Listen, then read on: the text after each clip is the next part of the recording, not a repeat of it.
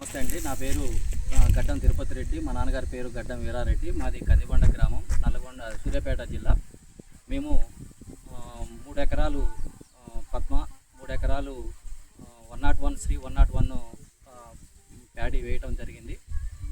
మా యొక్క పంట కోత మిషన్ ద్వారా ఈరోజు కోయటం జరుగుతుంది. గత 2 రోజుల నుంచి కోస్తూనే ఉన్నాము. 101 వచ్చేసి 40 నుంచి 45 బస్తాలు దిగుబడి వస్తుంది. దాంతోపాటు పద్మ వచ్చేసి 47 నుంచి 50 బస్తాలు దిగుబడి రావడం జరుగుతుంది.